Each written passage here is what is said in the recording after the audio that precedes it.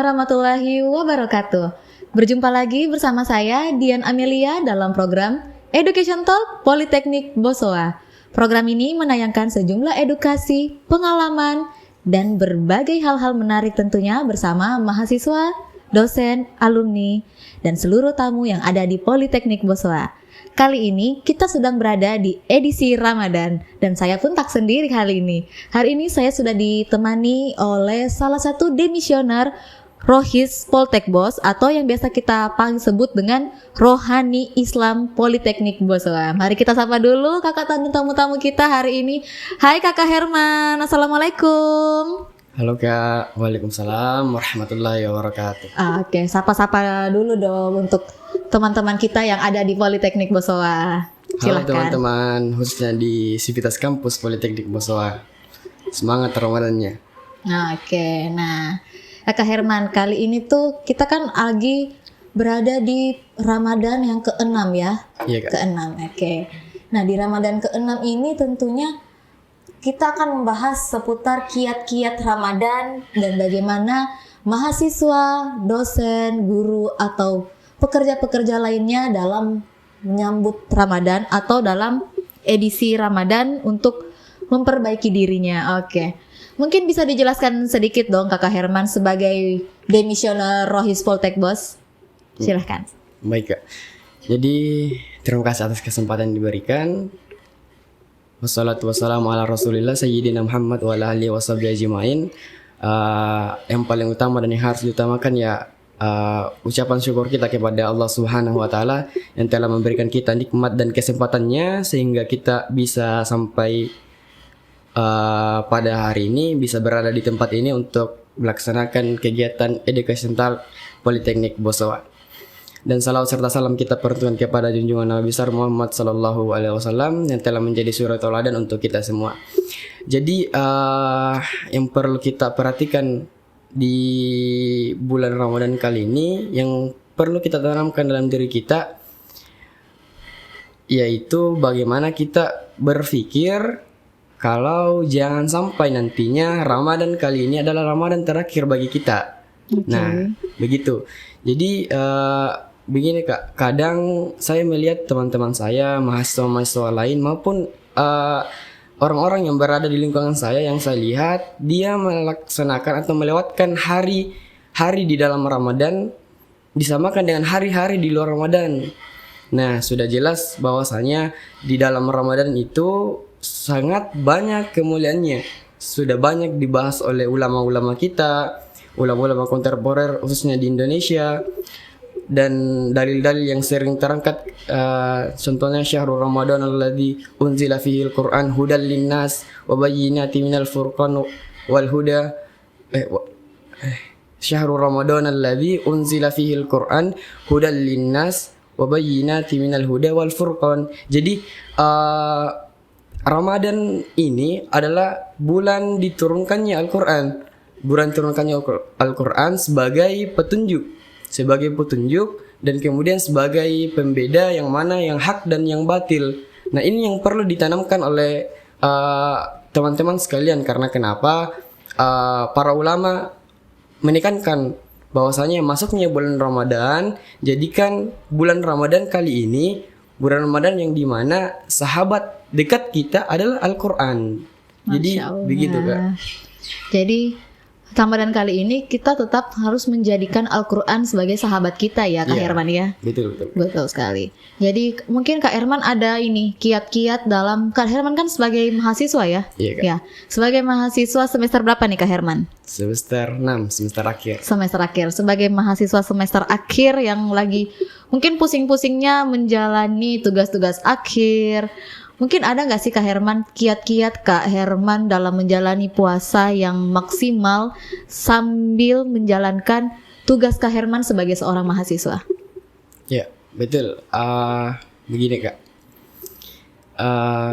mengenai hal ini sebenarnya ini menjadi hal yang lumrah menurut saya karena kenapa? Bukan hanya mahasiswa, tapi orang-orang yang semuanya terikat dengan pekerjaan, orang-orang yang menyibukkan dirinya dengan pekerjaan, tidak dapat memaksimalkan Ramadannya, tidak dapat bermunajat dengan dekat dengan Allah Subhanahu wa taala, mereka sibuk dengan pekerjaan duniawinya. Jadi apa yang perlu diperhatikan, apa yang perlu dipersiapkan kita, khususnya saya sebagai mahasiswa, yaitu kembali lagi jangan tinggalkan Al-Quran.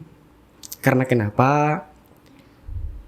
Orang-orang terdahulu saja yang dimana teknologi masih sangat minim, masih kurang. Orang-orang yang hidup di zaman sahabat, zaman tabi'in atau tabi'in tidak komunikasinya masih antar muka begitu. Jadi mereka belum punya teknologi yang bisa digunakan untuk berkomunikasi jarak jauh. Mereka saja orang-orang terdahulu ini, orang-orang terbaik, bisa menghatamkan Al-Quran di bulan Ramadan. Malah ada yang menghatamkan Al-Quran dalam kurang waktu 3 hari.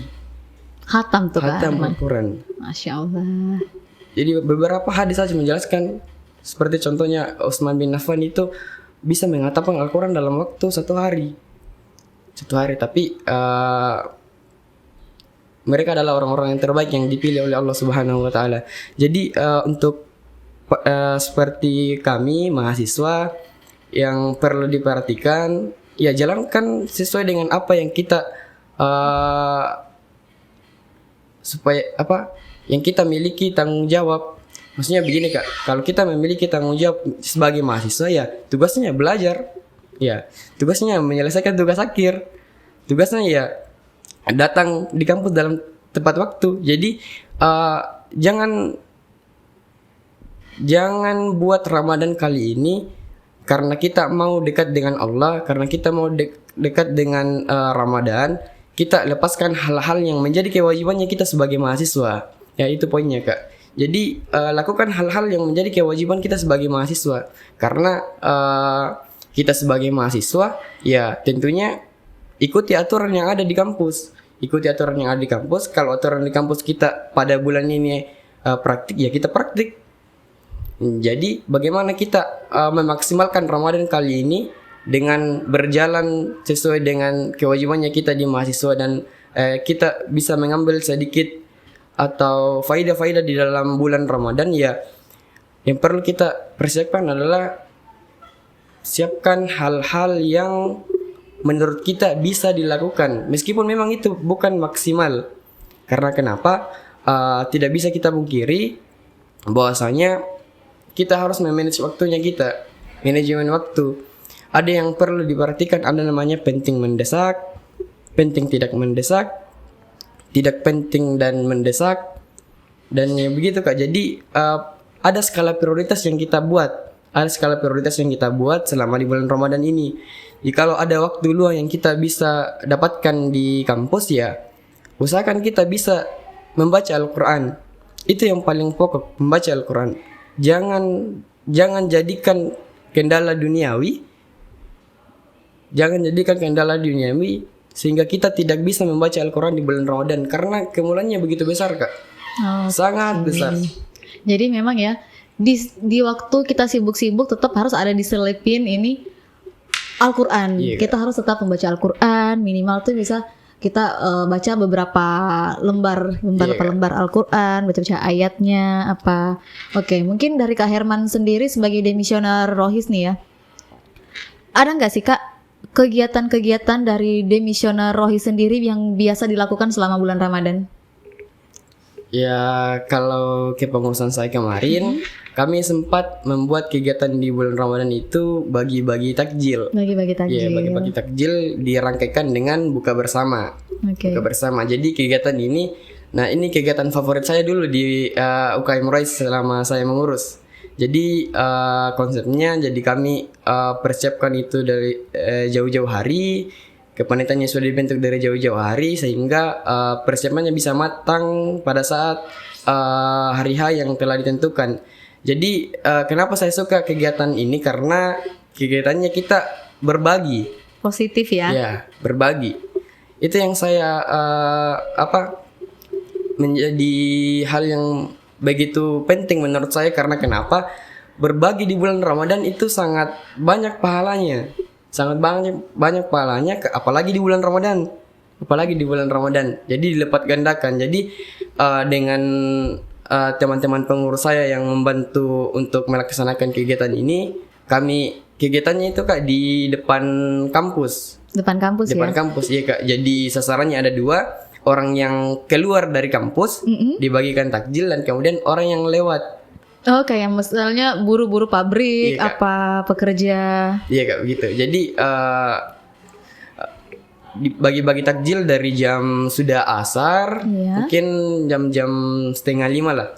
Jam 4:30 bagi-bagi takjil, ada kurang waktu setengah jam untuk bagi-bagi takjil, karena kalau kita bagi-bagi takjil ya semua mau dapat. Iya. Ya, oke. semua mau dapat, dan ya cepat terbagi begitu. Dan yang saya lihat pada waktu itu, teman-teman pengurus saya juga bahagia, senang dalam berbagi, karena bisa melihat orang-orang juga tersenyum pada saat diberikan takjil, karena mereka juga butuhkan kegiatan-kegiatan seperti itu. Apalagi masyarakat yang di luar yang lewat begitu dari tempat kerjanya, karena kita di kawasan industri Makassar, otomatis orang capek kerja kemudian lewat Dapat dapat takjil. takjil ya. Jadi keberkahan Alhamdulillah. sendiri ya. Ya, begitu Kak.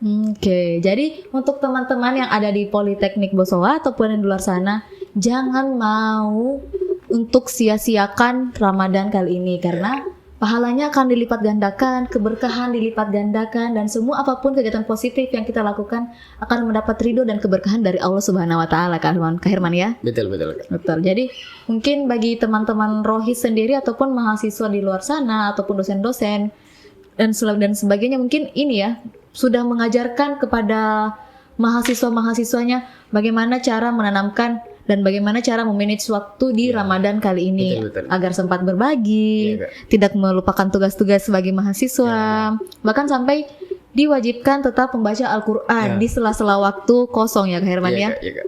Luar biasa sekali loh nih teman-teman yang ada di Politeknik Bosowa. Nah, Kak Herman ini saya juga penasaran nih Kak. Kan kita ini identik setiap habis Isya pasti kita ada sholat tarawih ya. Iya, Kak. Apakah ini KM Rohis juga adakan sholat tarawih berjamaah sih Kak Herman atau tidak?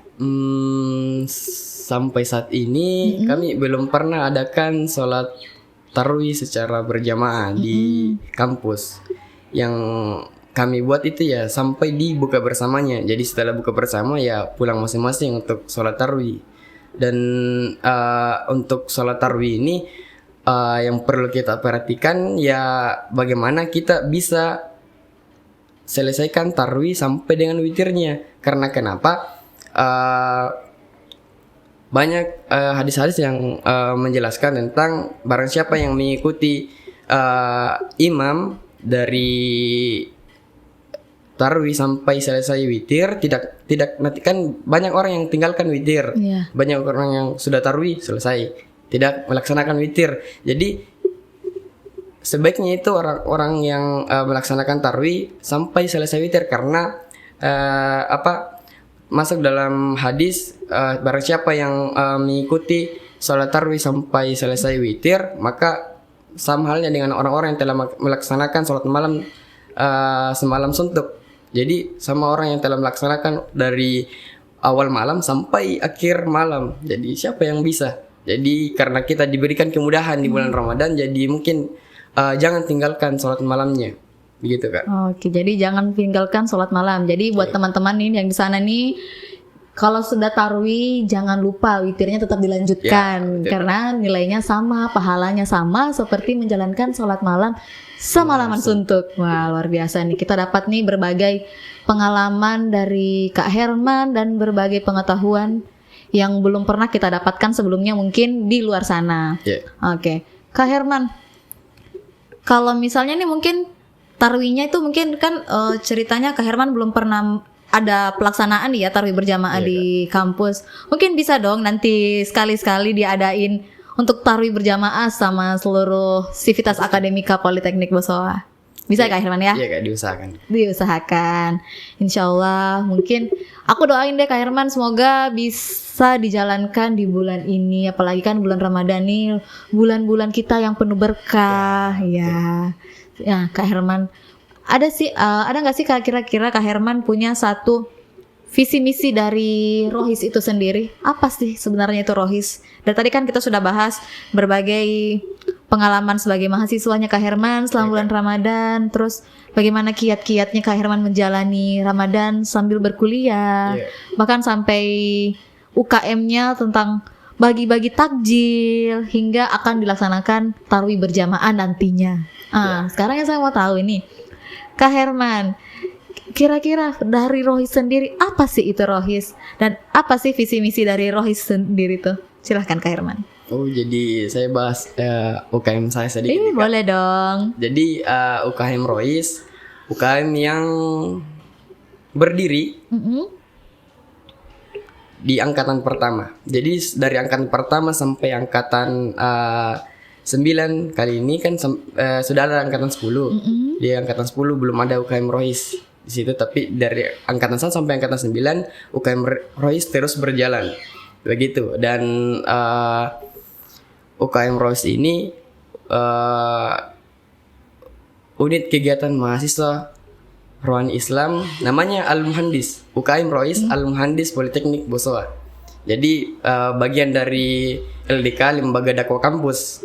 Jadi organisasi ini mewadahi mahasiswa untuk siapa-siapa yang ingin masuk, yang memiliki minat untuk masuk di UKM Rohis, baik itu orang yang mau belajar tentang agama atau mau kembangkan ilmunya di cari tahu tentang keislaman, begitu Kak. Karena kadang begini Kak, kadang orang malu masuk UKM Rohis karena mereka kira UKM Rohis itu tempatnya orang-orang yang rajin sholat nih, atau orang-orang yang sering di musola, sering di masjid. Tapi menurut saya bukan tempatnya orang-orang, UKM Rohis bukan hanya tempatnya orang-orang yang seperti itu Kak. Karena beberapa dari teman-teman saya juga yang saya panggil untuk masuk di UKM Rohis pada saat kepengurusan saya adalah orang-orang yang mau berhijrah, yang mau merubah dirinya dari keadaan yang kurang baik menjadi dari keadaan yang baik.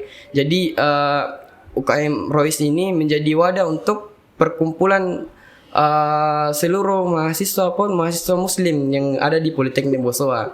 Jadi diharapkan orang-orang yang masuk UKM Rohis ini orang-orang yang pertama mempunyai minat atas organisasi, dan kemudian mempunyai dedikasi untuk UKM Rohis itu sendiri.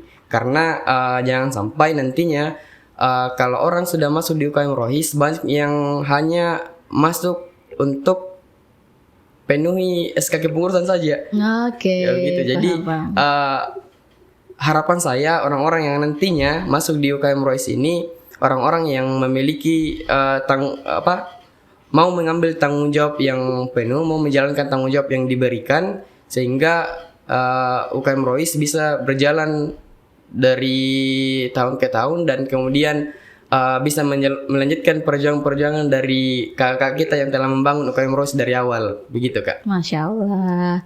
Jadi memang ya UKM Rohis dibangun untuk seluruh kumpulan mahasiswa muslim yang ada di Poltek Bos ya. Jadi bagi teman-teman di Poltek Bos yang mungkin belum masuk UKM Rohis, ayo kita mari bangun UKM Rohis bersama-sama ya. Ayo bersama-sama. Ajak dulu dong teman-temannya untuk gabung di UKM Rohis nih. Silahkan Kakak Herman. Boleh nih bilang ke teman-teman yang ada di Politeknik Bosowa untuk gabung. Halo teman-teman, khususnya adik-adik saya di angkatan 2002, di angkatan 10.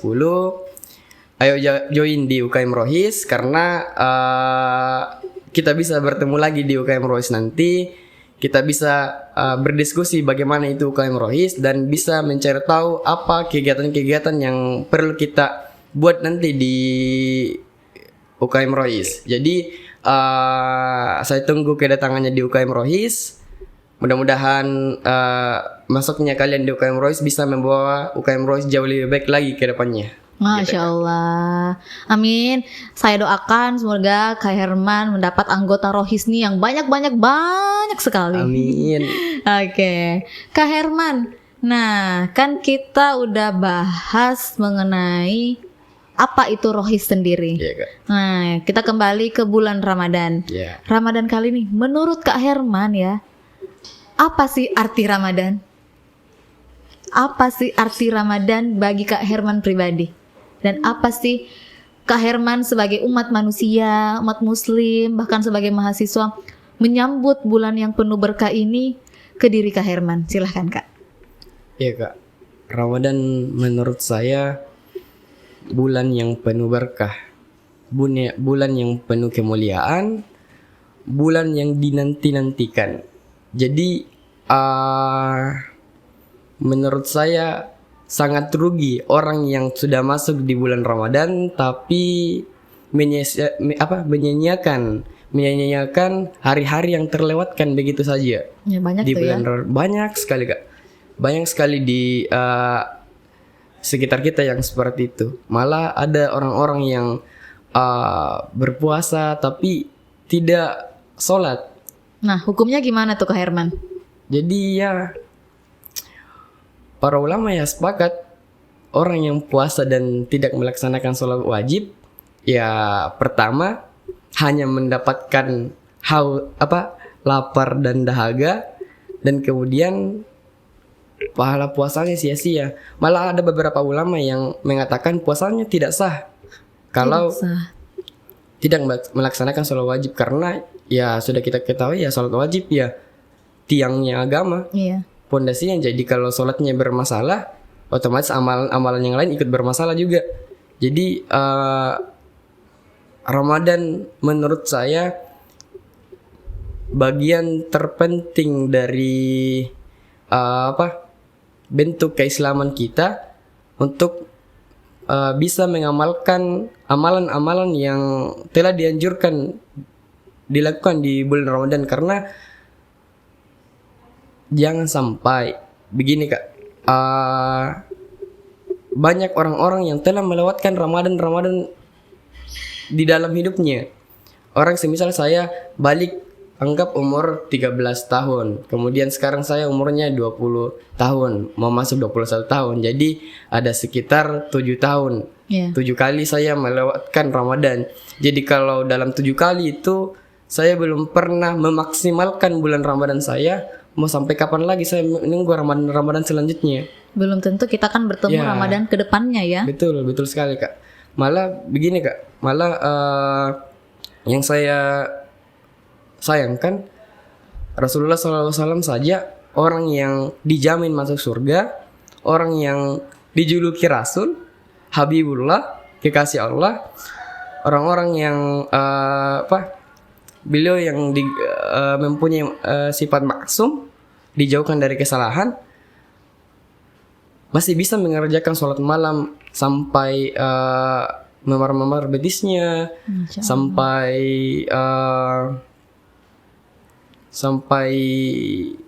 bagaimana ya Kak? Sampai ya malah beberapa riwayat mengatakan sampai ada bercucuran darah di betisnya karena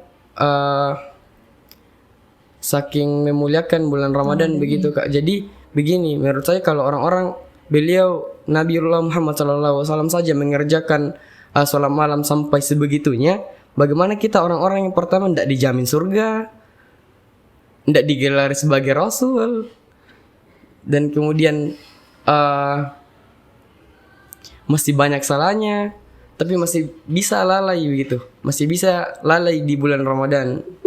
Malah yang sering kita dengarkan bulan Ramadan pintu surga dibuka, pintu neraka dikunci rapat-rapat, kemudian pintu taubat terbuka, ya setan-setan dibelenggu. Malah karena ada kutipan setan-setan dibelenggu, perkataan dari Ustadz Firanda Andirjia Hafizahullah Ta'ala, orang itu bisa dilihat karakter aslinya di bulan Ramadan, apakah dia bisa melawan hawa nafsunya atau tidak. Karena kenapa? Kan dalam bulan Ramadan kan setan-setan dibelenggu, otomatis kurang godaan, begitu Kak. Jadi orang-orang yang masih melaksanakan maksiat, masih melakukan maksiat, itu adalah karakter aslinya dari orang itu. Jadi bukan setannya dong yang salah. Jadi setan kan hanya membisik-bisikan Kak. Iya. Ya, kita yang melaksanakan.